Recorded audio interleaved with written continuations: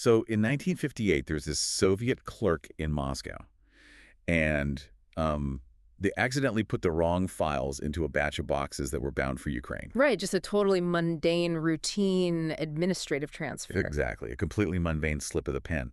But, that single mistake is basically the only reason we now know about the secret execution of over 1,000 military heroes. Yeah. And the systematic purging of, 10,000 more. It's wild. So welcome to today's deep dive. We are jumping into a really fascinating stack of sources today. We've got a Wikipedia article, some historical research summaries, archival records, and they all detail something called the Vesna case. Right, or Operation Vesna, as it's sometimes known. Yeah, Operation Vesna. And your mission today, as the listener, is to explore how a monumental historical event, something involving thousands upon thousands of lives, how that can remain completely hidden from the world for decades. Because it really is a piece of history that, well, it completely upends our understanding of how totalitarian regimes operate. And honestly, more importantly, how they manage to hide their tracks so well. Yeah, we are going to look at the actual mechanics of state terror and how these strangest, most bureaucratic paper trails eventually ended up revealing this terrifying truth. So, okay, let's unpack this. Yeah, let's do it. So to really understand the shockwave the Vesna case sent through the historical community, we kind of have to look at what the accepted timeline of Soviet history was for a very long time anyway. Right. If you asked almost any historian before, say, the turn of the 21st century, when the Soviet state turned on its own military leadership, they would point to one specific window. Which is Stalin's Great Purge, right? Like 1937 and 1938. Yeah. Because that is the era everyone learns about. The massive show trials, the paranoia, the midnight arrests. Precisely. The Great Purge was basically considered the defining moment of the military's destruction. But the Vesna case, it just shatters that timeline entirely. Because it happened way earlier. Right. The sources we are looking at today prove that a massive, highly systematic purge of the military actually happened years earlier, between 1930 and 1931. Wow. And I want to pause on the scale of this for a second because the numbers in the source material are they're difficult to comprehend as a secret. They really are. We are talking about over 3,000 group cases, and these were spread across Moscow, Leningrad, and Ukraine. And from those specific cases, over 10,000 people were convicted. Yeah, 10,000. But they weren't just random citizens either. The state specifically targeted a group called the Voyenspetses. Yes, the military specialists. Right. So these were former officers and generals of the Russian Imperial Army, the old Tsarist regime. The guys they literally just fought against. Exactly. But they had transitioned to serving in the Red Army and the Soviet Navy after the revolution. Which, it kind of makes sense politically if you were a paranoid dictator. Oh, absolutely. You rely on their tactical expertise to build up your new military. But you never actually trust them because, well, they used to wear the enemy's uniform. Right. They're a necessary evil until they aren't necessary anymore. Exactly. But it's the sheer brutality of how they were eliminated that really stands out in the reading. The sources highlight one specific event in May of 1931 in Leningrad. It's known as the Guards case. The Guards case, yeah. And in that single case, in that one city alone, over 1,000 people were executed. Just let's really think about the physical reality of that for a second. It's hard to even picture. 1,000 executions in a single city, in a single month. How do you process that? How do you transport that many people? Right. How do you dispose of the evidence? The sheer bureaucratic machinery that's required to condemn and execute 1,000 prominent individuals is staggering. And to your point about prominence, these were not anonymous foot soldiers. No, not at all. The source lists major high-profile military figures, people like Andrei Smesrev, Alexander Svechin, Pavel Seton, and Mikhail Bunch-Bruevich. Right. These were men who essentially wrote the textbook on military strategy for that era. It's kind of like finding out a devastating earthquake you thought happened in 1937 actually had a massive, equally destructive foreshock years earlier. That is a great way to look at it. Yeah. Because it fundamentally changes our understanding of the state's capacity for violence at that earlier point in time. But this is where I am struggling a bit. Okay. If you have 10,000 convictions and you are executing 1,000 high-profile generals and officers in a single month in a major city, how does the global community of historians just miss that? It seems impossible, right? Yeah. How does an event of that magnitude stay buried for nearly 70 years? Well, if we connect this to the bigger picture of how authoritarian systems function, history isn't just a record of what happened. Okay. History is entirely dependent on when the physical evidence becomes available to prove what happened. I see. So if the state machinery is powerful enough to not only kill people, but to completely control the paperwork documenting their deaths, the event essentially ceases to exist. Exactly. You don't just erase the person, you erase the record of the person. Yes, and the Soviet archiving system was incredibly siloed. It was highly restricted. So if the central government in Moscow locks those specific files in a vault and outlaws any public discussion of the missing men, Which they did? right, then the narrative is perfectly controlled. The cover-up is absolute. Which naturally leads us to the most incredible part of this deep dive, I think. Because that flawless absolute cover-up eventually fell apart. It did. And it didn't fall apart because of, like, a daring spy mission or some dramatic whistleblower leaking documents. It fell apart because of an administrative typo. Yeah, what's fascinating here is the sheer banality of how the truth was preserved. Banality is the perfect word for it. Let's look at 1958. The Central Directorate of the KGB decides it basically needs to clean house. Yeah. They want to transfer a massive batch of files out of Moscow. Okay. Specifically, they are moving 3,496 criminal investigation cases regarding these former Tsarist officers from the 1930 to 1931 period. And according to the sources, they transferred these thousands of files to their Ukrainian SSR department. Right.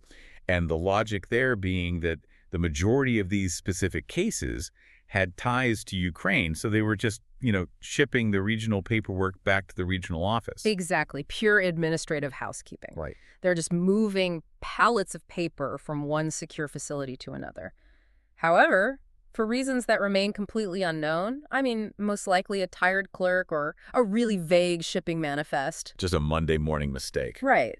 This massive batch of files mysteriously included hundreds of cases that had absolutely nothing to do with Ukraine. Oh, wow. They included the highly sensitive files concerning the executions and convictions in Moscow, Leningrad, and Voronezh.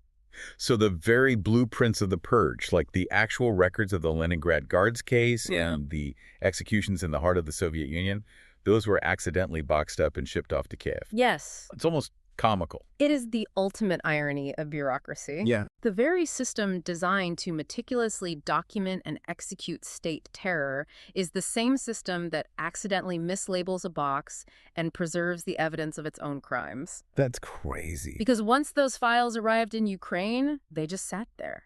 They were relocated, forgotten, and most importantly, they were insulated from any central purges of the archives that might have happened in Moscow later on. They were basically sitting in a bureaucratic time capsule waiting for the world to change. Exactly. And the world finally did change with the collapse of the Soviet Union. Yes.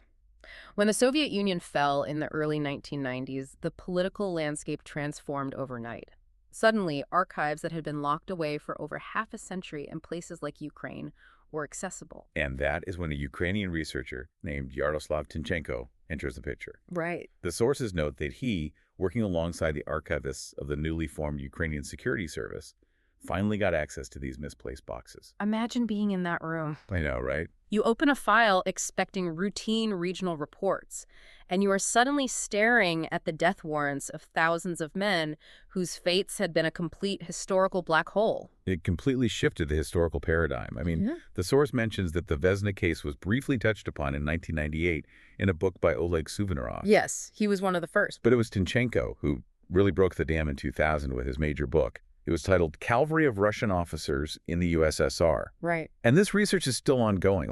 As recently as 2016, the Russian journal Herald of an Archivist was publishing detailed articles breaking down these exact documents. It is a profound reminder that truth is incredibly resilient, provided the physical paper trail survives. Yeah. That one slip of the pen in 1958 inadvertently saved this entire chapter of history from being permanently erased. It really is amazing. Okay, so we know how the files survived the cover-up, but I want to look closely at what those documents actually reveal about the mechanics of the terror itself. Let's do it. Because reading through these sources, one thing becomes chillingly clear.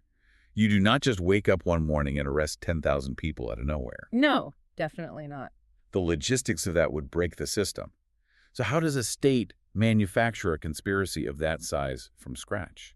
Well, the documents reveal that it is a deeply systematic, methodical escalation. It is entirely about softening the targets first. Okay. The repressions against these former military men didn't start with mass arrests. It began much more quietly. Initially, these czarist military specialists were simply fired from their high-level command posts. Just stripping away their immediate power. Exactly. Then they were systematically demoted. Or, and this is very strategic, they were transferred away from active combat units and moved into military teaching positions. Wait, why teaching positions specifically? That seems like an odd choice. Think about the isolation. Okay. If you leave a general in charge of division, he has loyal troops with guns. If you move him to a classroom, you sever his network. Oh, wow. He is totally isolated, and his lectures can be easily monitored by informants who can twist his words into, anti-Soviet propaganda when the time is right. It is the deliberate unspooling of a person's life. Yes. And the source notes that the early arrests were only occasional, just a slow drip, before the volume gradually and systematically increased. Right. It's testing the waters. And this was all happening concurrently with other major state repressions, right? Like the purge of the military industry in 1929 and 1930. Exactly. The state was simultaneously attacking the industrial base that built the weapons and the military leadership that wielded them. But this is where the mechanics of the fabrication get truly surreal to me. The source material outlines how the Vesna case overlapped with other repressions happening at the exact same time. Right. And one of them is called the microbiologist case. Yes, this is bizarre. The official title of this operation, and I'm translating here, was the case of the counter-revolutionary wrecking rebel organization of microbiologists, veterinarians, and former officers. It's quite a mouthful. Now, help me understand the logic here. What possible goal does the state achieve by linking a veterinarian, a microbiologist, and a military commander in the same conspiracy? Well, it highlights the absolute absurdity, but also the terrifying utility of fabricated charges. Okay. When a totalitarian state decides it needs an internal enemy to justify its extreme actions, it doesn't need the conspiracy to make logical sense. It doesn't. In fact, the more sprawling and incomprehensible the conspiracy is, the better. Really? Why is that? Because if you can convince the public that the enemy is everywhere, sabotaging the livestock on the farms, poisoning the laboratories, and plotting in the military barracks, then the threat feels existential. Oh, I see. And an existential threat justifies any level of state violence. You just connect entirely unrelated dots on a piece of paper and call it a unified rebellion. Exactly. And the archives finally named the men who were drawing those dots, the architects of the Vesna case. Right. The instigators. The sources point to Israel Leplevsky, the leader of the Ukrainian State Political Directorate, or the GPU, which was the secret police. Yes. He was supported by Genrik Yagoda, who was a massive figure in the Soviet security apparatus. And other key officials fabricating these cases included Genrik Lushkov and Vsevolod Belitsky. These were the managers of the terror. Their job was to construct the narrative and ensure the fake evidence was generated to process thousands of convictions. Right. But the archived documents reveal something about this process that completely challenges our typical assumptions about how the secret police actually operated. Yes. This part is fascinating because I always pictured the Soviet secret police as these robotic, unquestioning zealots who just blindly stamped whatever death warrant was put in front of them. Sure, that's the stereotype. But the source material explicitly states that there was actual dissent from within the GPU itself. Yes. Some of the secret police officials looked at the documents for the Vesna case, saw that the evidence was blatantly fabricated, and actually opposed it. They looked at the fake evidence and said no. It's incredible. And this raises an incredibly important question about the limits of internal resistance within a totalitarian bureaucracy. You have individuals within the terrifying secret police apparatus who are trying to maintain some semblance of evidential standard. Why, though? I mean, did they suddenly develop a moral conscience? It's likely less about a moral awakening and more about institutional pride and procedure. Oh, okay. Bureaucracies rely on rules. Even corrupt bureaucracies want their paperwork to look legally sound. Right, they want to look professional. Exactly. These dissidents recognize that the charges against these officers were so poorly manufactured that it made a mockery of the GPU's own internal procedures. They were essentially saying, we can't prosecute this, the math doesn't add up. But the autocracy doesn't care about the math. Exactly. This is the moment where we see bureaucratic procedure clash with pure top-down power. When those GPU dissidents opposed the case, the instigators Yagoda and Lazar Kaganovich, they didn't try to argue the evidence. They simply went over the dissidents' heads. They appealed directly to Stalin. And Stalin's response was swift. He just ordered the GPU dissidents to be fired, Yep. which sends a very clear message to everyone else in the building. Yeah. You either fall in line and participate in the fabrication, or you are removed from the board entirely. Exactly. The system explicitly demands that loyalty and obedience are valued far above reality. And speaking of Stalin, his involvement wasn't just him signing a memo from a distant office. No, not at all. The source material details how he was intimately, physically involved in the process. Which brings us to an incredibly high-stakes event that foreshadows the Great Purge. The Tukhachevsky prelude. Exactly. Yeah. I want you, the listener, right now to try and imagine this scenario. You are a former Tsarist officer. You've been arrested in 1930, dragged in, and you are being subjected to a cross-examination. Terrifying. But you aren't just facing some anonymous mid-level interrogator. You are giving forced testimony with Stalin himself literally staring you down, alongside other high-ranking members of the Politburo. The psychological terror of that room is almost unimaginable.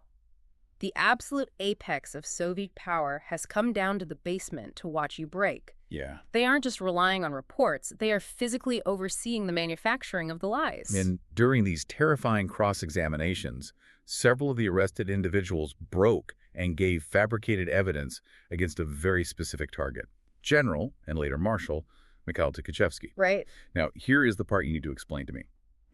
The source explicitly says Tukhachevsky was spared at that time. Yes. He survived the Vesna case in 1931, but he was ultimately executed years later during the Great Purge.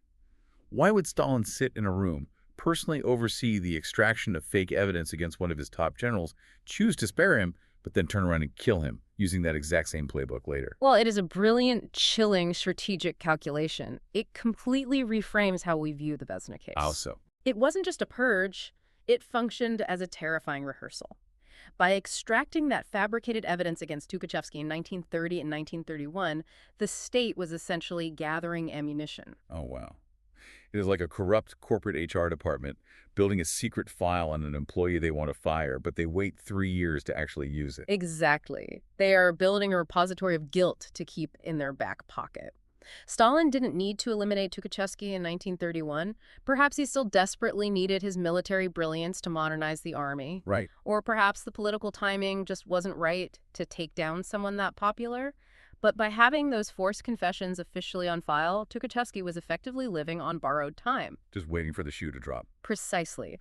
When the broader political timeline shifted during the Great Purge in 1937, Stalin didn't need to start from scratch. The state simply reached back into the archives, pulled out the ammunition they had manufactured years earlier, and executed him. It is the ultimate insurance policy for a dictator. You manufacture the guilt first, put it in a drawer, and apply the punishment whenever it becomes politically convenient. Yes, exactly. So what does this all mean for us today? When we step back and look at the entirety of the Vesna case, what are we really looking at? It's a big question. For me, it proves that we can no longer look at the Great Purge of 1937 as an isolated, spontaneous explosion of paranoia. The Vesna case proves that the blueprint for that terror, the slow demotions, the massive scale of arrests, the grouping of unrelated professions into absurd conspiracies, and the internal purging of anyone who demanded real evidence, that blueprint was drafted and executed years earlier. Yes. It was a machine that was built, tested, and hidden by time. And that is exactly why exploring these overlooked historical archives is so vital. Knowledge is most valuable when we understand how systems of power actually operate. The Vesna case shows us the mechanics of how easily the history of entire populations, the lives of 10,000 people, can be deliberately obscured by a state that controls the paperwork. It's terrifying. It reminds us that the accepted historical record is often incomplete. Without physical evidence, like those 3,496 files accidentally sent to Ukraine, and without the relentless critical inquiry of researchers like Tinchenko who are willing to open forgotten boxes, the truth simply vanishes into the dark. Which leaves us with one final, very unsettling thought to chew on. Okay. Think about that 1958 clerical error. A tired clerk accidentally puts the wrong files onto a train to Kyiv. Yeah. If a massive systemic purge of 10,000 military officers, a purge that resulted in over 1,000 executions in a single city in a single month, Right. if that could remain completely hidden from the entire world for decades, all because a researcher hadn't yet looked in the wrong KGB filing cabinet in Ukraine. Yeah. What other incredibly specific, terrifying events in history are still sitting in a dusky box right now, just waiting for someone to open it? Wow.